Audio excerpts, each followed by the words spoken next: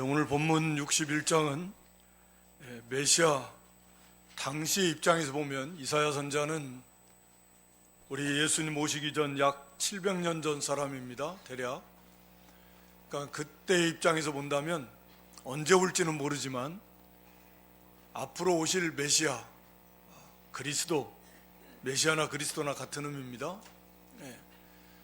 그러니까 앞으로 오실 그리스도, 메시아, 그분이 오셔서 어떤 일을 하실 것인가 하는 것을 이렇게 예언해 놓은 것이고, 오늘 우리의 입장에서 보면 이미 2000년 전에 이 예언의 말씀대로 그리스도께서, 메시아께서 오셔서 이 구원을 완성하시고 지금도 이 사역을 계속 하고 계신다. 오늘 여기 61장은 오실 그리스도 메시아께서 하실 그 사역, 이 구원 사역에 대해서 예언해 놓은 그런 말씀입니다.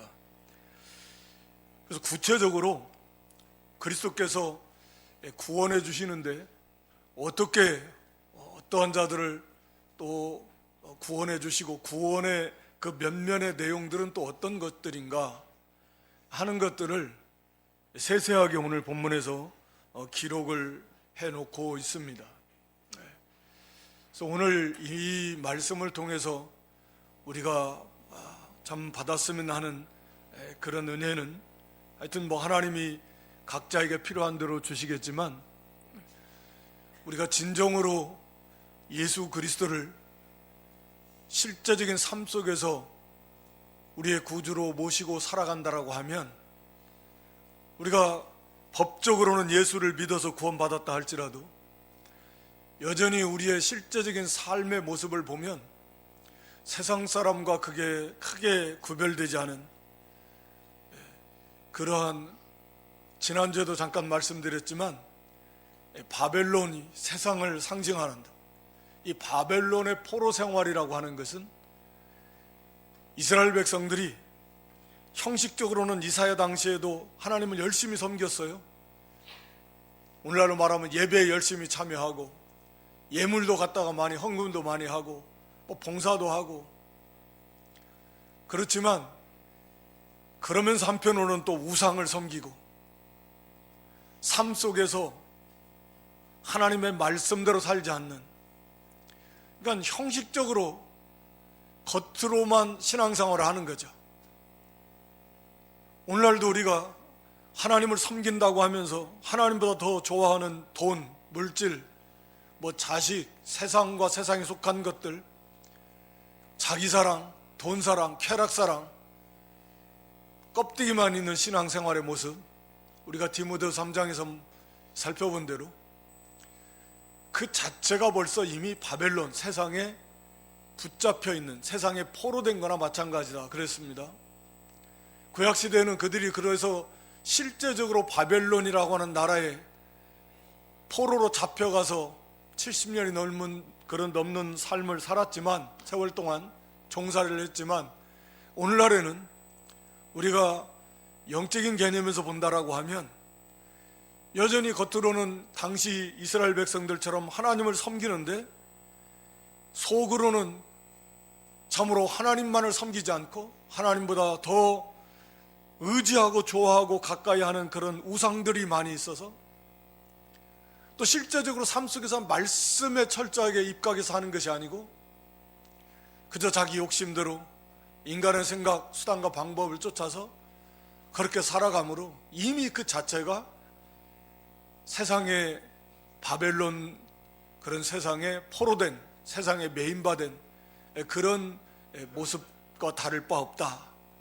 이제 거기에서 우리가 돌아와야 된다고 말씀드렸는데, 오늘 여기 메시아께서는 바로 그런 곳에서 우리를 구원하는 거예요. 세상으로부터, 죄로부터, 물론 죽음과 또 사탄에 그 매여있던 인생들을 온전히 우리를 구원해서 자유케 하시는 하나님, 오늘 본문의 내용이. 그러면 오늘 우리가 진정 그렇게 살고 있는가? 아니라는 거죠, 말씀드린 대로. 그래서 지금 그리스도께서 하시는 이 구원의 사역은, 또 회복의 사역은 여전히 지금도 우리를 죄로부터 세상으로부터 우리를 건져내서 하나님의 백성답게, 하나님의 자녀답게 온전하게 자유하게 참으로 행복한 그러한 삶을 이 땅에서도 살도록 지금도 역사하고 계시는 그 주님의 구원 사역을 우리가 오늘 말세지마를 살아가는 이때 우리에게 잘 받아서 진정으로 그 주님께 돌아감으로 주님이 우리를 통해서 이루고자 하시는 아름다운 구원의 역사, 회복의 역사가 오늘 이 시대를 살아가는 저와 여러분 우리 가운데 다시금 나타나는 그런 역사가 있기를 주님의 이름으로 축원합니다. 여기 1절에 보면 주 여호와의 신이 즉 성령께서 그리스도에게 임하셔서 이는 여호와께서 내게 기름을 부으사, 성령이 임하셨다라는 표현인데 이 기름을 부었다, 기름을 부으사, 이 단어가 이 메시아 그리스도라는 의미잖아요. 기름 부음 받은 자. 하여튼 제사장, 왕, 선지자, 구약에는 이 삼직을 세울 때 기름을 부었습니다.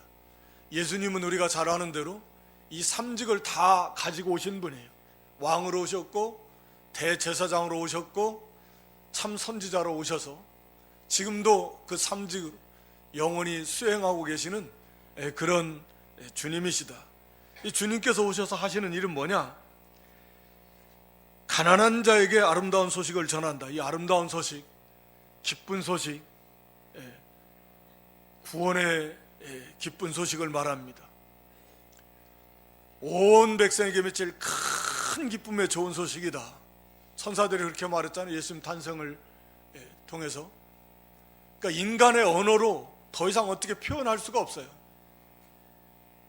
뭐 얼마나 더 무한히 아름다운, 무한히 큰 기쁘고 즐거운 그런 소식, 예수님의 탄생, 예수님이 이 땅에 오신, 그래서 우리의 구원을 완성해 주실 그 아름다운, 그 기쁜 그 소식, 그걸 친히 예수님이 전하시고 그것을 이루신 그런 예수님의 모습이다라고 하는 걸 예언하고 있는 거예요. 그런데 이 가난한 자에게라고 하는 단서가 붙습니다. 우리 예수님께서도 아마 이 말씀 들어서 심령이 가난한 자가 복이 있다라고 이렇게 말씀을 하셨는데, 이 가난한 자에게 아름다운 소식이 전파된다. 우리 마태오 5장 팔복에서도 첫 번째가 심령이 가난한 자가 복이 있다. 그러니까 가난한 자에게 복음이 전파된다라는. 우리가 오늘날에도 예수를 믿어서 구원을 받았다라고 하지만 정말 우리의 심령이 가난한가? 가난한 자에게 이 구원의 기쁜 소식이 임하고, 심령이 가난한 자가 그게 복이 있는 자고 참 성도의 모습이다. 예수를 믿는다라고 하면서 세상의 것으로 마음이 부해지고 세상의 것으로 즐거워하고, 그것은 성도의 모습일 수가 없습니다. 아니, 성도라고 할지라도 세상에 있는 것으로 내 마음이 부해졌다. 어리석은 부자처럼 뭐 연금도 뭐 이제 걱정 없다. 또 재산도 많이 쌓아놨다. 걱정 없어요. 그러니까 그것으로 이제 마음이 든든해지고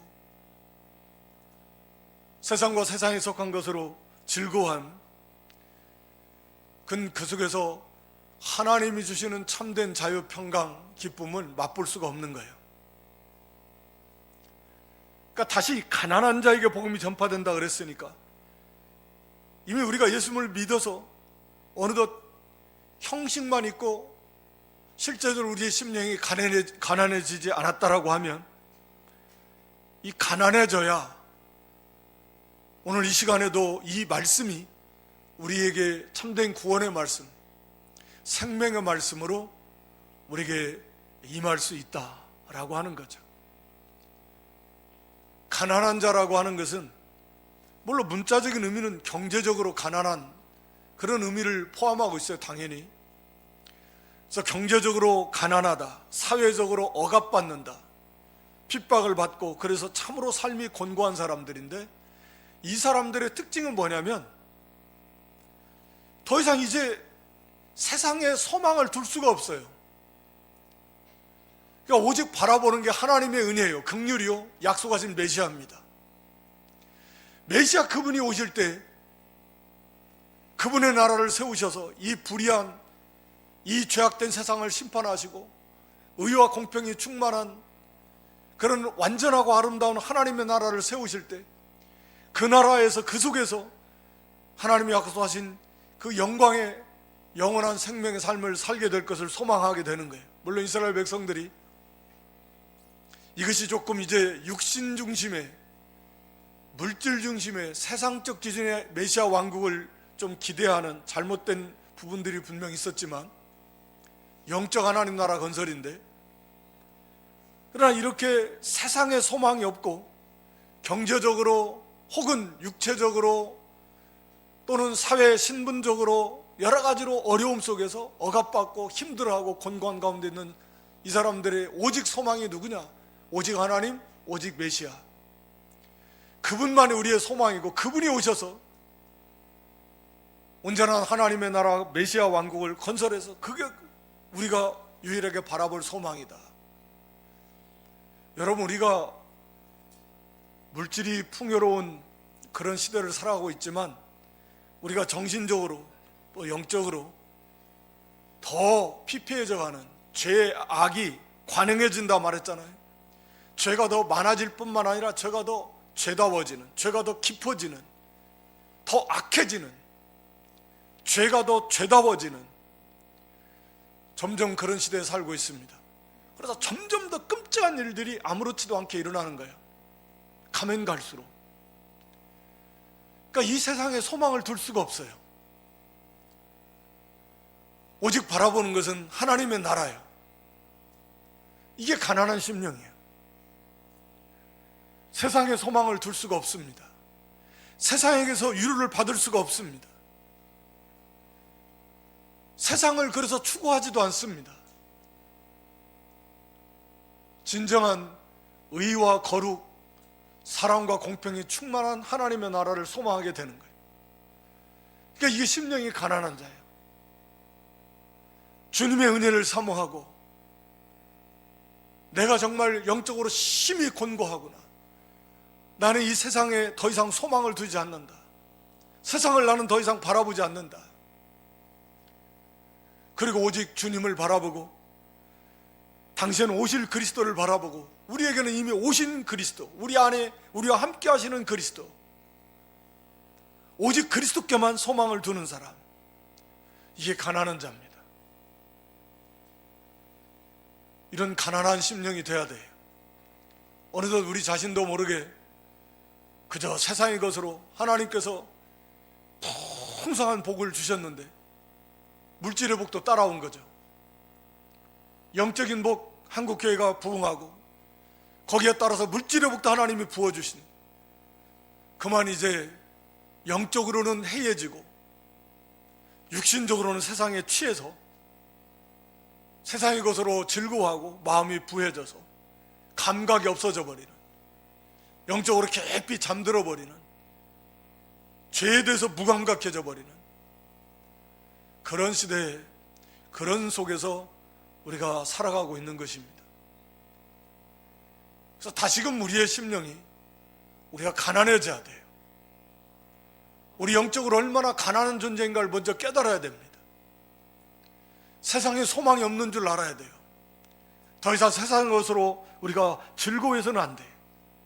죄악이 관영한 세상을 바라보면서 탄식해야 돼요. 안타까워해야 돼요. 세상의 말 심판을 믿음의 눈으로 바라보면서 우리가 조급한 마음을 품고 그 영혼들을 구원해내기 위해서 우리가 부르짖으며 복음을 전해야 됩니다. 우리의 심령이 가난해야 됩니다. 가난한 자에게 이 아름다운 소식이, 오늘 우리에게도 우리가 가난한 자가 되었을 때, 가난한 심령이 되었을 때 이 말씀이 우리에게 참으로 아름다운, 우리의 구원을 회복시켜 주시는 기쁜 그런 말씀이 될 것입니다. 그래서 이들에게 마음이 상한 자, 포로된 자, 갇힌 자, 마음이 상한 자예요. 말씀드린 대로 이 죄악이 관영한 세상 속에서 또는 경제적으로, 육신적으로, 여러 가지 사회적으로 어려움을 겪으면서 마음이 상했다라는 것은 산산조각 나버린, 다른 어떤 것으로는 이것이 고칠 수 없는, 치유될 수 없는 상하고 찢긴, 찢어진 그런 마음, 그런 상처를 안고 살아가는 인생, 죄악이 너무 관영하다. 그래서 그 결과로 인해서 끔찍한 일들을 겪을 수도 있고, 인간의 관계 속에서 파괴되어 버린 인간관계 속에서 회복되기 어려운 상처를 받았을 수도 있고, 또 죄로 인해서 죄악이 가능한 세상에서 일어나는 온갖 사건, 사고, 재난, 질병, 전쟁, 온갖 이런 재난들을 통해서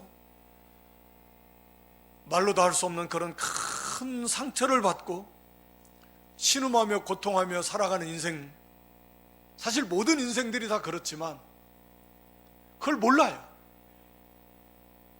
그저 그냥 세상과 세상에 속한 것이 전부이고 그것으로 즐거워하고 소망 없습니다.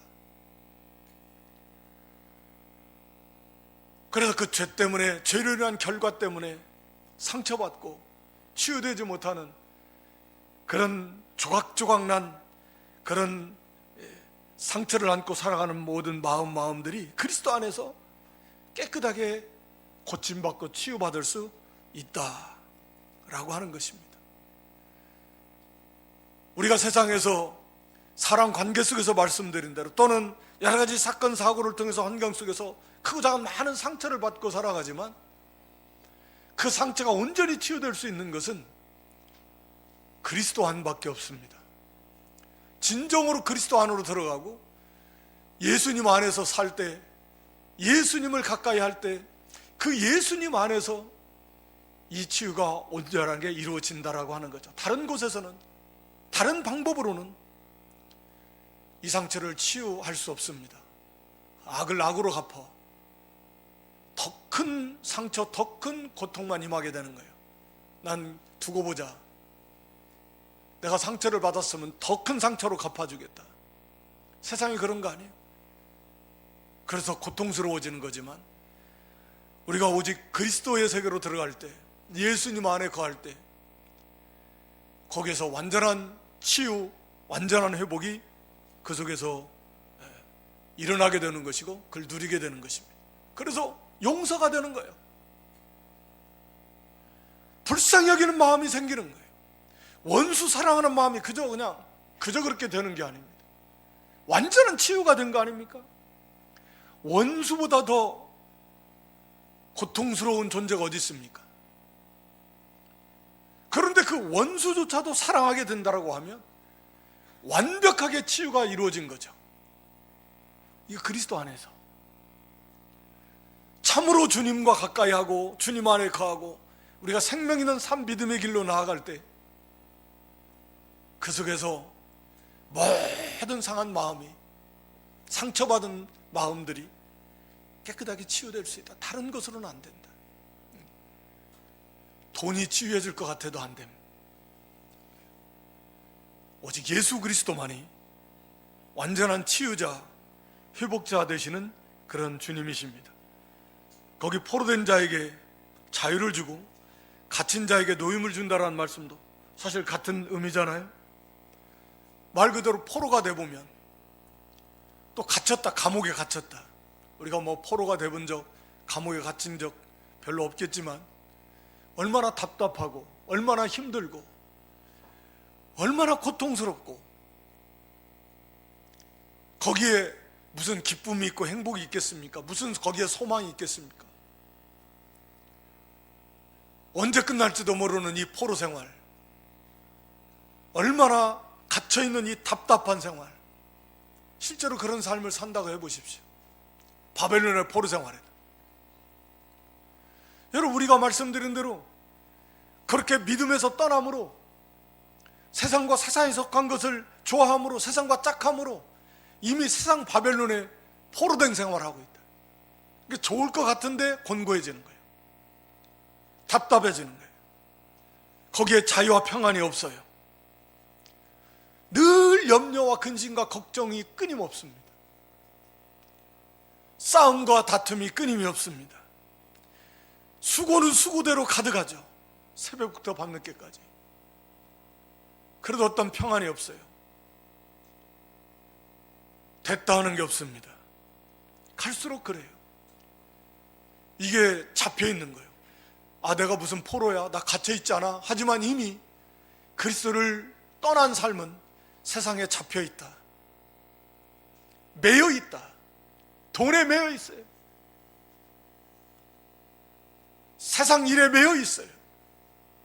욕심에 매여 있어요.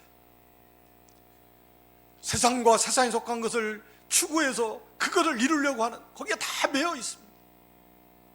그래서 곤고해지는 거예요. 자유가 없어요. 평안이 없어요. 참된 만족이 없습니다. 하늘의 평화, 하늘의 기쁨을 맛볼 수가 없어요. 믿기는 믿고 나 자유 얻었네, 기쁨이 충만한 찬송을 하는데 실제로 그러지는 못한다 그 말이에요. 실제로 그게 안 돼요. 그리스도께로 돌아오는 거 외에는 없습니다. 가난한 심령이 되고 생명의 주를 다시금 내 삶에, 내 가정에, 내 인격의 중심에 예수님 모시고 철저하게 예수님 중심, 철저하게 믿음 중심으로 돌이키지 않는다면 여전히 포로 생활하듯이 세상에 매여있는, 그래서 답답한 거예요. 곤고해지는 거예요.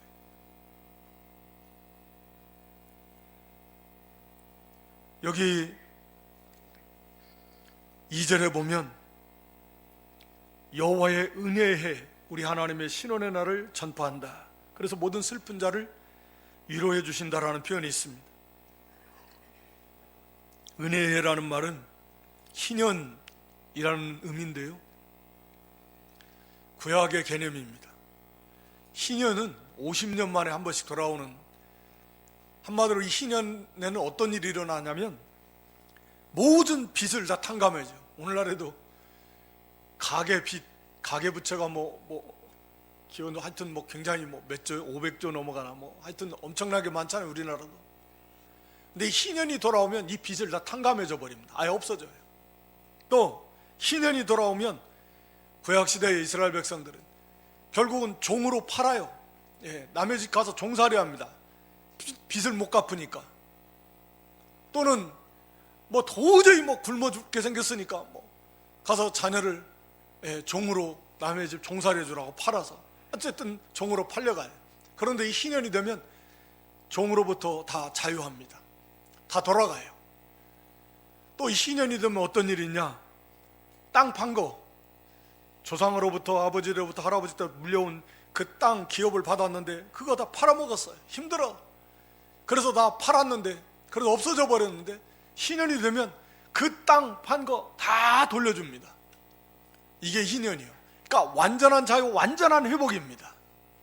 이거 그리스도의 구속을 통해서 모든 것이 다 회복된 것을 나타내는 그런 제도죠. 이런 제도를 통해서, 물론 이 제도가 잘 지켜진 것 같지는 않아요. 잘 지켜지지 않았습니다. 그러나 하나님은 분명히 이 희년이라는 제도를 통해서 앞으로 오실 그리스도 메시아를 통해서 완전한 자유와 해방, 완전한 회복을 시켜주시겠다라고 하는 것, 그 오실 메시아를 소망하면서, 바라보면서, 기대하면서 그렇게 믿음으로 살 것을 이제 가르쳐 주시는 거죠. 여기 여호와의 은혜의 해라고 하는 것이 바로 희년의 개념이에요. 예수님이 오셔서 이 일을 하신다라는 거죠. 그래서 모든 죄값을 다 갚아줘 버리는.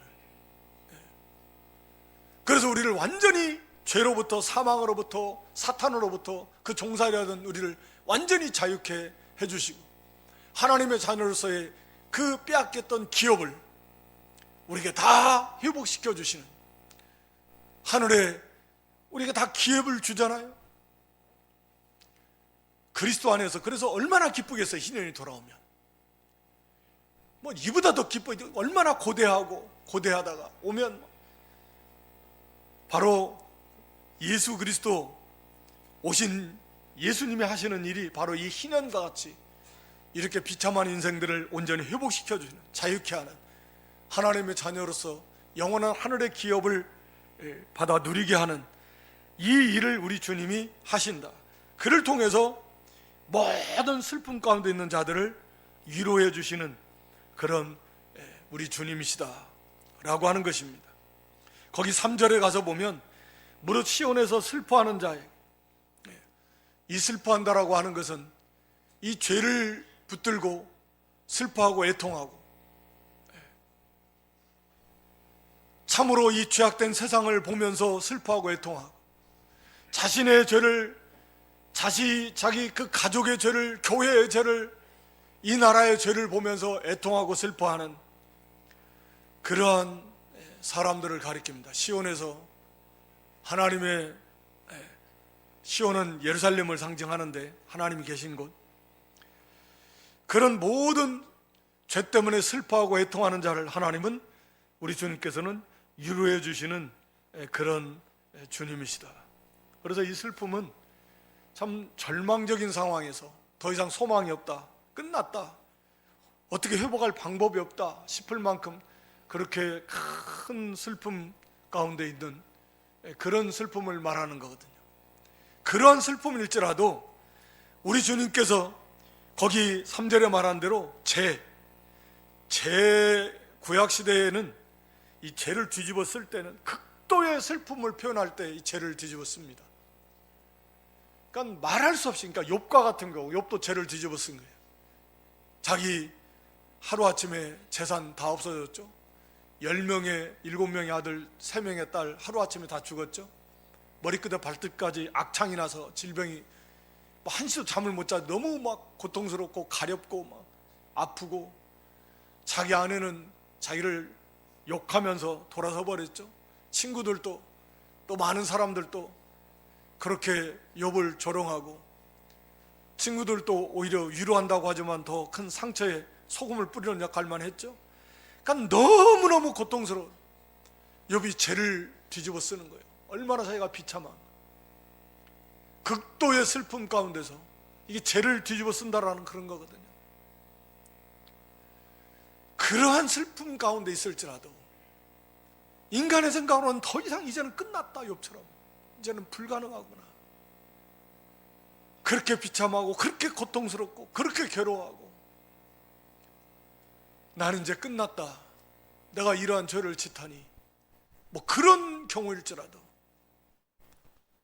진정으로 애통하고 진정으로 회개한다면 우리 주님께서는 깨끗하게 치유해 주실 뿐만 아니라 오히려 그 죄가 변해서 거기 화관, 머리에 그 관을 씌우는, 이건 극도로 즐겁고 아름다운 그런 모습입니다. 영광스러운 모습이에요. 꽃으로 만든 관이라는 문자적인 의미는 뭐 그런 표현인데, 화관이라는 의미는, 그러니까 제사장이 됐던 신랑이 여기 사모 머리에 쓰던 그런, 그러니까 나타내는 표현인데 극과 극입니다. 그런 슬픔 가운데 있을지라도 진정으로 회개하고 주님 안에, 주님께로 돌아오고 주님 안에 거할 때 이런 화관을 씌워서 큰 기쁨과 즐거움을 맛보게 할 것이다. 또 여기 슬픔도 희락의 기름, 당시에는 잔치가 있거나 막 기쁘고 즐거울 때, 귀한 손님 올 때 그들에게 아주 귀한 기름을 머리에다 이렇게 부어줬다 그래요. 향유, 아주 좋은 냄새나, 오늘날 말하면 고급 향수와 같은 거, 그걸 머리에다 자 발라주는,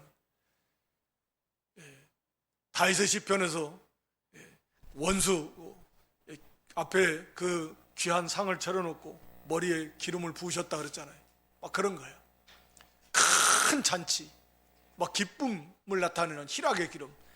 그러니까 슬픔이고 막 근심, 너무나 걱정이, 심령이 어둡다라는 의미인데, 문자적인은 거기에 그 근심이 변하여 찬송이 나오고, 막 기뻐 찬송이 나오고, 슬픔이 변해서 막 희락의 기름이 되고, 죄와가 죄를 뿌릴 수밖에 없는 환경일지라도 거기에 화관을 쓸 만큼 그렇게 존귀하고 아름답고 기쁘고 즐거운 환경으로, 그런 존재로 바꿔버리시겠다라는, 이게 그리스도 안에서 주님께서 일을 하신다라는 거예요. 그런데 우리가 그런 주님을 믿는다고 해놓고 어느덧 다시 또 주님을 떠나서 껍데기만 남고 실제적으로 주님을 떠나고 근심의 자리로, 슬픔의 자리로, 죄를 뒤집어 쓰는 자리로 그 나가고 있는 거예요. 세상을 향해서 다시 돌아오란 말이에요. 껍데기만 아니라 진실로 주님을 내 삶의, 내 중심의 나의 주. 우리 주님 그러셨잖아요. 너희는 나더러 주여 주여 하면서 내 말은 안 듣냐. 주인님 주인님 하면서 말로는 주여 주여 하면서도 왜 주인 말은 안 들어요? 그게 종이에요? 왜 말로는 주여 주여 하는데 왜 다 자기 욕심대로, 자기 생각대로, 자기 하고 싶은 대로 다 하냐 그 말이에요. 주님 안에 주님께서는 완전히 이렇게 치유해주고 회복시켜 주시는데 여기에 모든 좋은 것이 다 있는데 주님 안에 다 있는데 오직 예수인데 주님을 떠나서 어디로 가냐.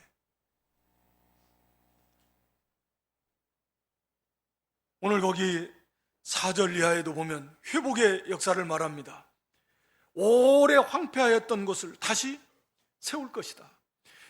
예로부터 무너진 곳을 다시 일으킬 것이다.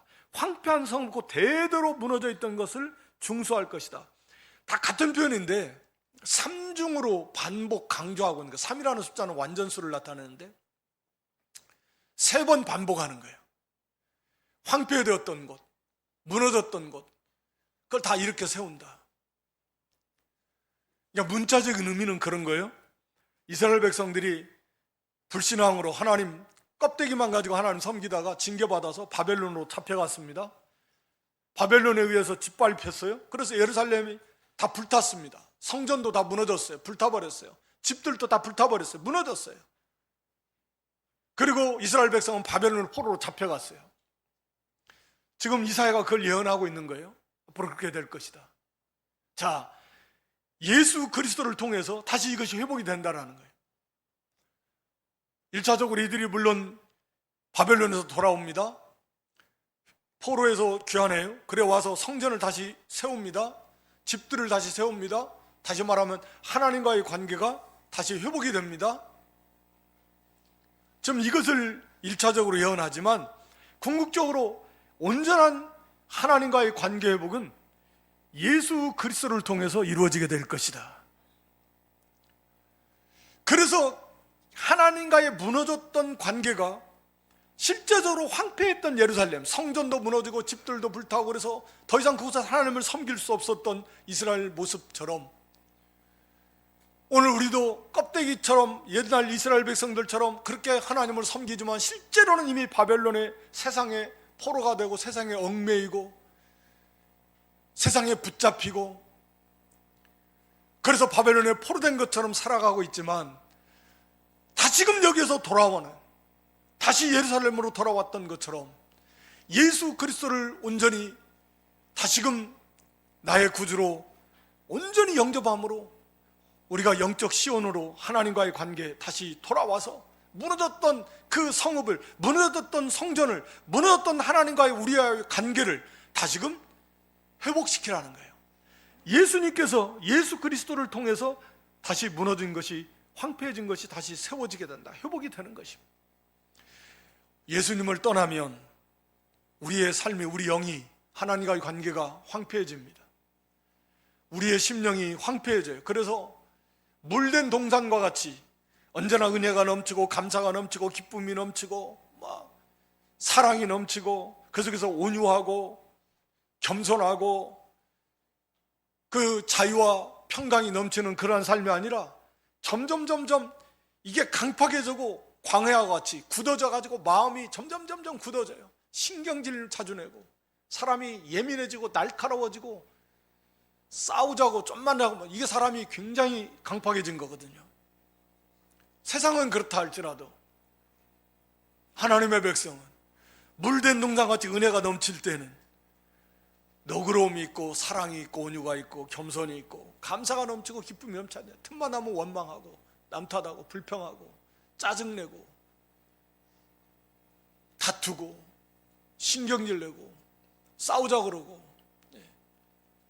이게 마음이 광야와 같이 되는 거예요. 굳어지는 거예요.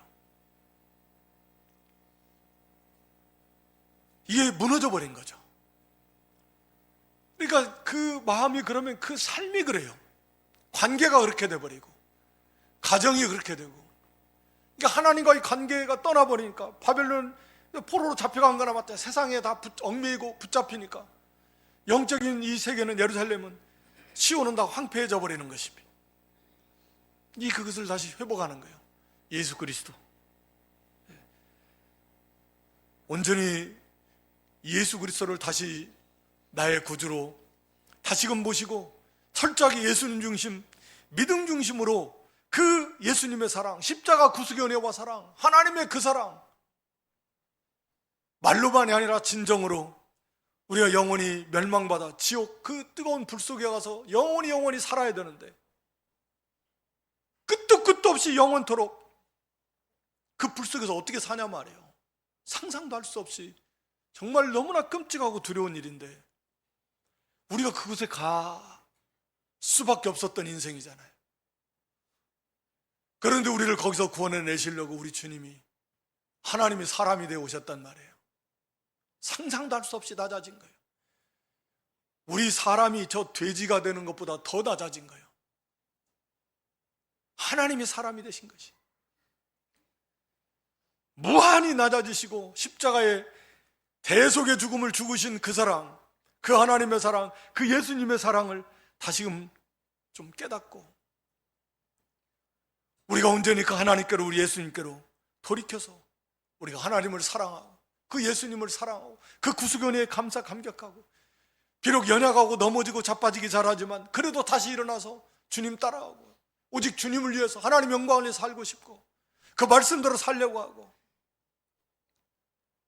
힘을 써서, 그래서 껍데기로만 드리던 예배가 신령과 진정으로 드리는 예배가 회복이 되고, 기도가 회복이 되고, 하나님과의 관계가 온전히 회복이 돼요. 그렇게 회복이 되어갈, 자연스럽게 황폐해진 것이 다시금 온전히 아름답게 세워져 나가게 된다라고 하는 거죠.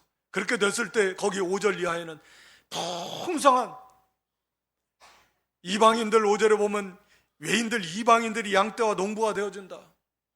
세상과 세상에 속한 것들을 풍성히 6절 하반절에 보면 이방의 열방의 재물을 먹고 그들의 영광을 얻어서 자랑하고, 세상과 세상에 속한 것도 얼마든지 오늘 한국교회에 부어주셨던 것처럼 하나님께서 그걸 누리게 해주실 것이다. 풍성하게 부어주실 것이다. 그리고 세상 사람들, 많은 사람들에게 있어서는 너희들은 여호와의 제사장이라, 하나님의 봉사자라 일컬음 받을 것이다. 그렇게 하나님을 잘 섬겨서, 야, 저들은 그리스도인이야. 안디옥 교회 사람들이 크리스찬이다. 전 예수에 미쳤네. 그리스도의 것이다라는 의미잖아요. 크리스찬이라는. 아, 저들은 누가 봐도 저건 하나님을 섬기는 사람, 특히 여호와의 제사장이라는 말은 정말 이 존귀한 직분인데, 그렇게 존귀하고 하나님을 섬기는 사람으로 누가 봐도 다 인정해 주게 될 것이고, 또 모든 백성 중에, 거기 9절에 가서 보면 그 자손을 열방 중에, 그 후손을 만민 중에 알리게 될 것이다. 모든 민족 위에 다 드러나게 될 거라는 거예요. 높여주고 알게 해주신다. 그래서 야, 저들은 과연 여호와의 복받은 자손이구나, 하나님의 복을 받은 백성이다 라고 인정할 수밖에 없을 만큼 그렇게 영육간에 풍성한 은혜와 복을 부어주시겠다는, 그리고 그 속에 거기 기쁨, 감사와 기쁨이 충만하다. 10절에 여호와로 인하여 크게 기뻐하고 나의 하나님으로 인하여 즐거워하게 될 것이다. 하나님으로, 예수 그리스도로 말미암아서 그 아래서 참된 기쁨과 즐거움이 그 속에 있고, 그 하나님께 영광 돌리는 삶, 하나님의 은혜에 감격하면서 우리를 구원해 주시고 또 우리를 양육해 주셔서 구원을 이루어 가도록 구원의 옷으로 입히시고 의의 겉옷을 내게 입히셨다라는 거예요. 우리를 이렇게 구원해 주시고 우리를 이렇게 구원의 길로 인도하시고 우리를 양육해 주신 그 하나님, 우리 주님 감격하면서 기뻐하고 즐거워하는 삶을 살게 될 것이고, 그 모습이 신랑이 사모를 쓴 것처럼 신부가 자기 보물로 잘 탄장한 것처럼 그렇게 보기 아름답고 그렇게 즐겁게 되게 될 것이다. 돌아온다라고 하면 반드시 하나님께서 이를 반드시 이루게 될 것을 이루실 것이다. 약속대로 반드시 이루신다. 거기 11절에 라고 하는 말씀입니다. 오늘 여기 메시아 그리스도의 구원사역, 다시 말하면 우리를 죄로부터 또 그 세상으로부터 그 속에서 말로 다 할 수 없이 피폐해지고 황폐해지고 상처받고 포로되고 갇혀있고 그렇게 슬픔 가운데 살고 있는 인생을 완전히 자유케 하고 완전하게 치유해 주시고 기쁨으로, 화관으로, 희락의 기름으로, 그리고 찬송과 기쁨과 즐거움으로 모든 인생들이 저들은 여호와께 복받은 사람들이다 인정할 만큼, 또 세상과 세상에 속한 것을 풍성하게 누릴 수 있을 만큼 그렇게 온전하게 영육간에 치유해 주시고 회복시켜 주시는 분, 그분이 바로 오늘 그리스도시다. 그리스도께로